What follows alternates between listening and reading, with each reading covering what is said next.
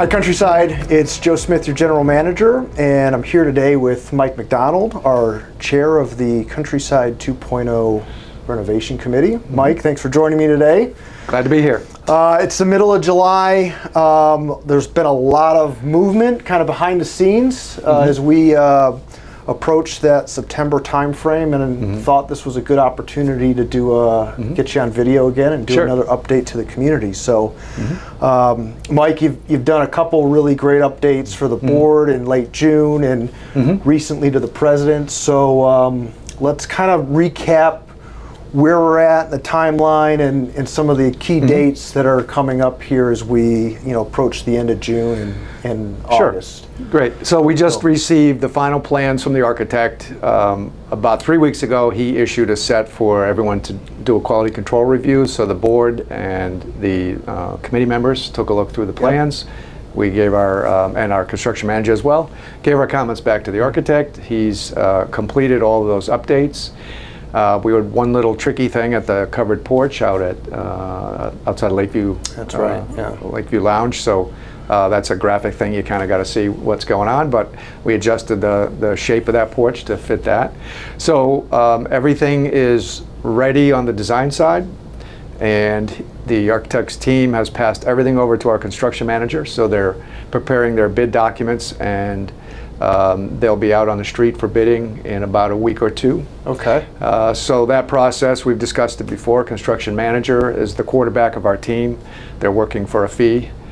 We hired them up front. They've been helping us with the budget and building the schedule, looking out for things that would be difficult during construction, where to put the fence and where to protect the members and so forth. So now their role is to bundle the drawings into about 24 bid packages. So we'll have individual trade bid requests for site work, demolition, concrete, steel, carpentry, roofing, windows and doors, through into the finishes, sheetrock, painting, carpet, and then at the back end of the trades is the mechanical, electrical, plumbing, and fire protection. And some of these subcontractors have seen the plans already kind of through our budgeting checks. Yep. So Heatherwood there's some, has used some of their top efficiencies there. Some of the top firms they work with have looked at the drawings, given their opinion of cost at the early stages. This is a private job, so it's not unfair to anyone else that somebody's seen it. So everybody that wants to see it will be invited from the Heatherwood list. They still have a select list. It's several hundred firms. So it's not like a public works project. You have to advertise in the paper, and anybody with a pickup truck gets to look at the job. So we'll be hearing from their top 5 or 6 contractors in each of the trades. So that process is in their control. We'll hear from them with bid results in middle August. In the interim, they issue the plans electronically, the invitations. They'll also have some of the companies come to walk the site. We want to make sure everyone that's bidding has seen the work area, where they'll be able to park, where the deliveries will be, the job trailer, the so forth, and understand that the club will continue to operate some of our key amenities like golf, so that the fence line will be dividing the work area from the community's use areas. So we've shown that plan before. The site utilization plan, site logistics, explains where that fence line is most of the time. It may shift in a few areas, especially like where the golf carts assemble. There's work there, but we need to share that space with our golfers. So some of those areas will flex, but at all times the Heatherwood team will be on site whenever work's being conducted, Monday through Friday, 7 to 4. They'll have a superintendent in the trailer, they'll have their project manager, and they'll have the foreman of each subcontractor trade. So it's a very organized great partner already. Just on the temporary logistics, which we've shared, they've really been working with us to coordinate a lot of that stuff. The site plan, the layout, and where our temporary facilities will be. So I know from an operations standpoint, we have a really, really good comfort level with where we're at there. That's great. So, no, that's why we went in this way. It's instead of a general contractor bid where nobody sees the plans till they're finished. we get candidates that just try to win the job by being the lowest price. And on a job of this scale and complexity, that's not how you really want to approach it.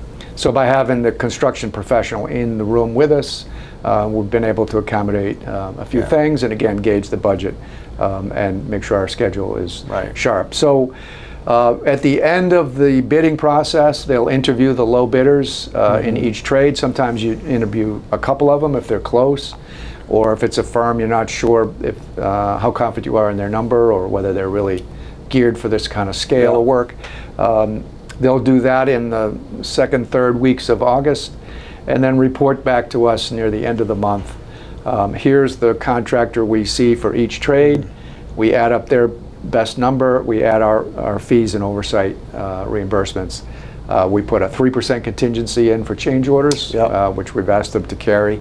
And that'll be expressed in a document. It's a contract amendment. It's called the Guaranteed Maximum Price, I was going to ask you about that. Sure. So the GMP is a one-page cover that states the parties involved, Countryside, the contractor, puts the number in there that they're guaranteeing.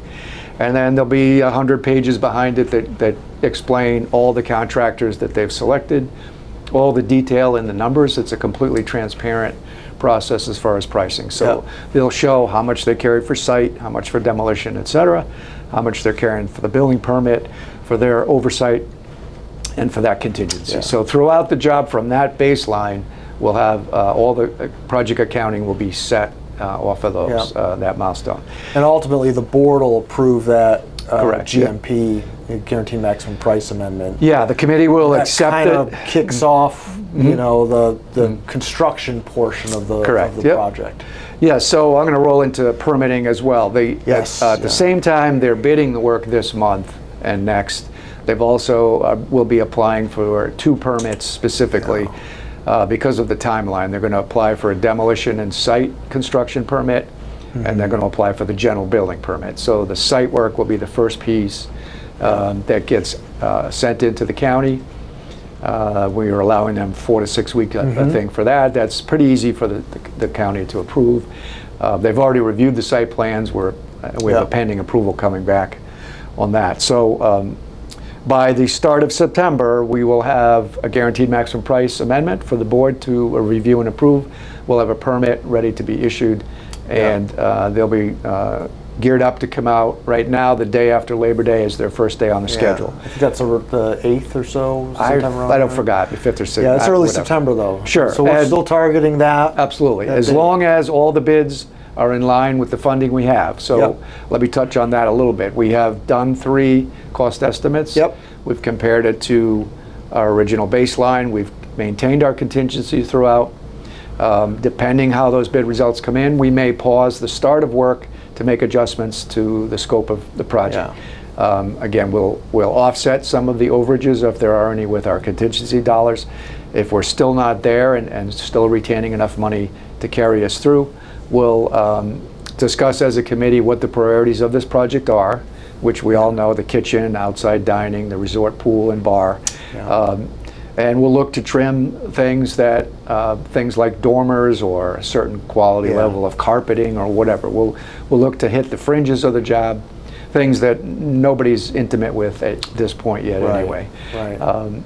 So should that happen, again, we're geared for it. We've got a list of targets, maybe 2 or 3 dozen areas in the plans that are really swell, but if the architect, you know, if he can bring it in on budget, then we'll get it there. So that would be the only adjustment to schedule, is if we need to check the start of the work and adjust. Now again, depends on the margin. If we're close but not quite, we may ask the board to approve the GMP, subject to some future cuts that we will have identified. That way we don't delay the start of work. If the site work and the demo is all in line with the budget, and maybe it's the lighting package or something in the air conditioning design. It's a work effort down the road, then we could dig into that and make a quick correction within the first month or so of construction. Heatherwood has said, I think we have about 6 to 8 weeks of site preparation. That's taking down the golf view building, digging up the old swimming pool, bringing the pavers up wherever we are adjusting those, We're going to stockpile some pavers to the extent we can reuse them just to save money. So they've already got a good schedule of the initial weeks and what's going to happen. And that's the toughest work to get out of the way, because you're going to generate a lot of debris and make a small amount of mess within the fence line. And that's all going to be hauled out. So that'll be the hard stuff. In the meantime, there's other work going on in the background. The other trade packages have to prepare shop drawings and submittals. So for every product they're going to deliver to the job, well, they have to submit paperwork to the architect and engineer first. The committee will share that, as well as staff. This is where you catch any oversights in the scope of the work. A product that's inferior, that wasn't in the specifications, we'd catch that. A quantity, if they draw up all the doors and windows submittals, and we look and they're missing a couple doors or a couple of windows, that's the checkpoint for that. So all the trades that aren't working actively are preparing those documents to submit through the process called the submittal process. In fact, they'll issue a schedule, Heatherwood, at the beginning that says these are all the submittals that are going to come to you, and it's hundreds of documents. It's every single product, from a brick to a door, piece of hardware, to the carpeting and so forth. So that keeps the architect busy in the first few weeks, and the project manager from Heatherwood, Rick, will be gathering those docs from his subs, passing them off to Dave's team, and he and his engineers will review them. So again, that's all part of the diligence of the planning effort. So that truckload of material doesn't show up and nobody can recognize what it is.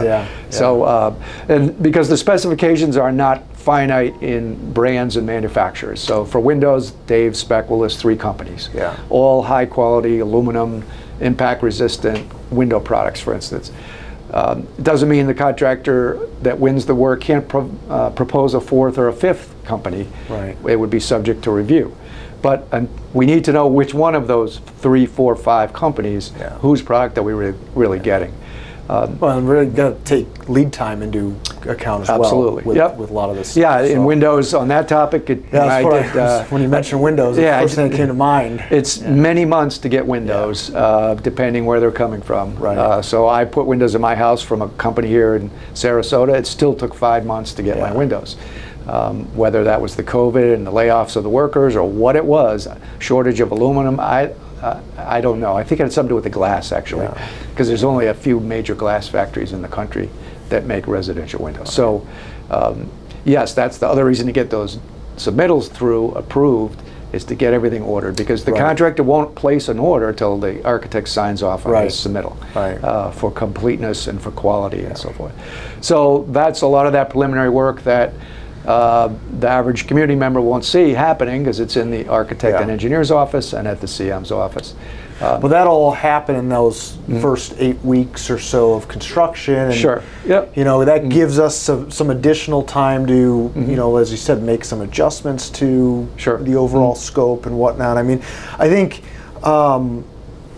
in summary, you know, for the present time, we still have a good comfort level in terms of where we're at, scope-wise versus budget, and with our contingency still intact. I mean, we're close. Each budget check has shown us a little above our budget numbers for construction, with all contingencies in place. But it's also less guesstimates and more actual data they're working with. So and that's why the number held pretty good for 2 cycles. The 3rd cycle it jumped up. The level of detail in the plans was significantly greater, so some of the contractors looking at the work saw a lot more than they were seeing in the before that point. But we were ready to tackle it. That's really the bottom line. Is the committee is prepared with a list of things we can trim. We'll have to take those to the board, and if we get there, we'll execute that in a week to 2 weeks. Well, I mean, nearly everyone on the committee has a background in one of these trades, and I mean, you guys, even this time of year, our committee meetings are sometimes 2 hours long. You know, and we haven't even put shovels in the ground yet. So you guys are doing your due diligence. We have 1 electrician on our team, Sal Grillo. We have a plumber, Larry O'Keefe. We have a couple other guys that have worked in the field, like Sergio DeSimone. John Viviani was a tech guy, worked building computer centers. Dan Kramer still on? Dan's got a construction business. Jerry Screnchy's been a project manager for a construction company, and I think she worked on the Windermere project as well as part of that team. So yeah, we have a lot of experience there. Tom Mealy and John Rogozinski also worked on capital projects in the ownership role. So yeah, we're well stocked with talent for sure. Yeah, and those meetings have been very productive. Everybody speaks freely. We don't always agree at the beginning, but we forge a consensus, and it's held this project together and on track. Yeah. So you mentioned consensus. The other big thing that we've been focused on, and the board will be focused on at the next board meeting, is the additional parking and pickleball courts. So Sure. By this time, everyone has received the survey that the board sent out. Long story short, we've had to identify about 20 additional spots, and you and the committee, primarily led by your charge, presented 5 alternatives to the board, which they've narrowed down to 2, which we've asked the community for their opinion on, which of those we prefer. And essentially, it comes down to 4 pickleball courts and parking located in a satellite area, or 2 pickleball courts and parking in front of Wellness Center. Yeah. So it was a sticky wicket for a bit, because it's very complicated if you try to talk about how many cars. Well, it depends on the scenario. How big is the pool? How many pickleball courts do we build?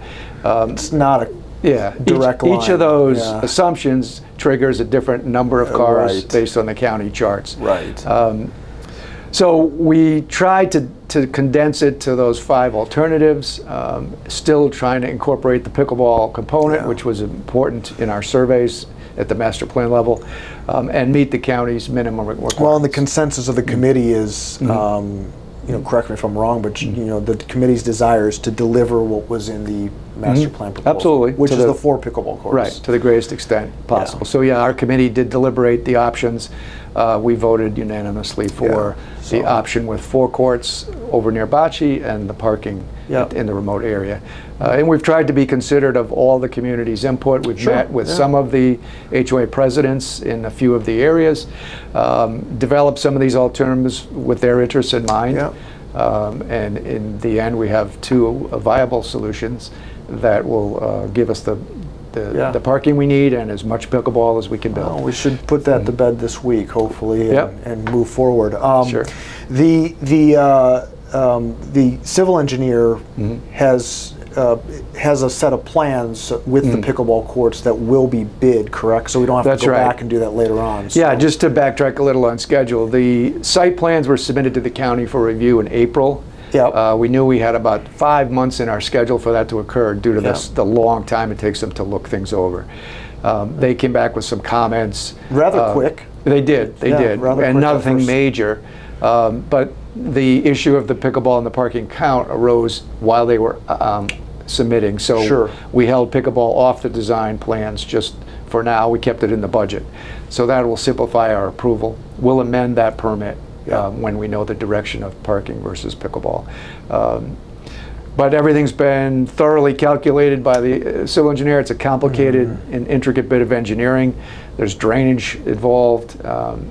There's lighting involved in keeping the light levels under control, and so civil engineering is it's a mathematical thing, and unfortunately for them, most of their good work is under the ground and never seen after the job is finished. So, and some of our dollars are there as well. But those are the important infrastructure elements. We're going to get a new electrical power feed into the club because the old transformer is not holding up for us size-wise. A lot of different. And that's an expense that FP&L incurs. Correct. Yep, they do. Which is great. For them to uncover that early on. We're bringing a new water line into the club because it's undersized. So yeah, a lot of this utility work is on these engineering plans. That important stuff. So to close the loop on that, the county is ready to approve that permit. It's not quite 5 months, so we're happy to see the end of that process. The documents, all the comments were resubmitted last week, so we should see a prompt approval.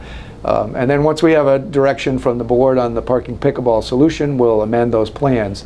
But as you said, we didn't want to wait for the pickleball as a change order in the project, so we had the design drawings created as a bid alternate from the civil engineer, so we'll still be getting a price within the $2.5 million site package. We'll still have pickleball as part of the bid. Yeah. We didn't want to wait 6 months from now and then add pickleball in and pay double for it. Yeah.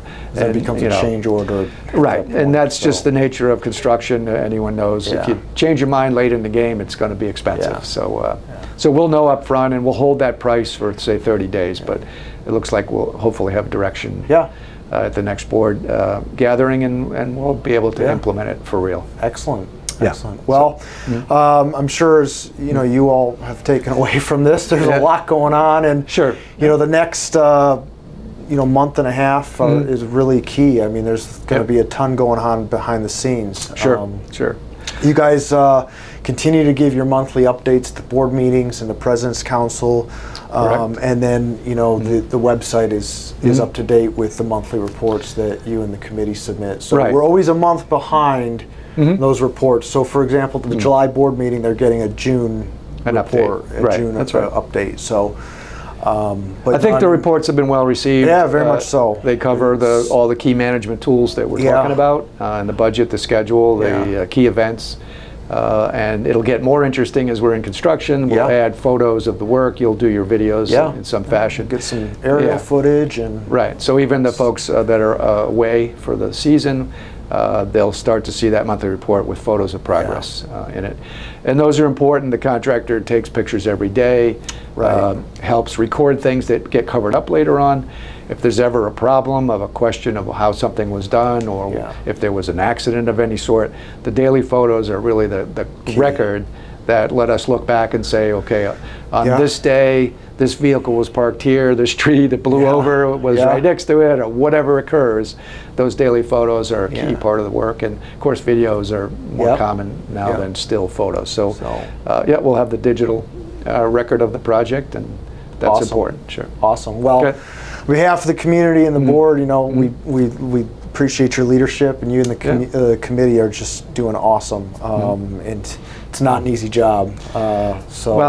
There's a lot of work. We've had a lot of work ahead. We've had 27 meetings in this cycle alone, and we'll have at least as many more to go. So twice a month, and all with the end in mind, and it's going to be a great project. So appreciate your time as always. Okay, you bet. Countryside is always questions, comments, feedback. You can send them my way or send them directly to the committee. The website continues to be the best source of information in terms of any of these archived videos or committee reports or general updates. Everything is on the website on the 2.0 committee page. So, Mike, thanks again. Countryside, hope you're having a great summer, and if you're here locally, we'll see you around the club real soon. Thank you.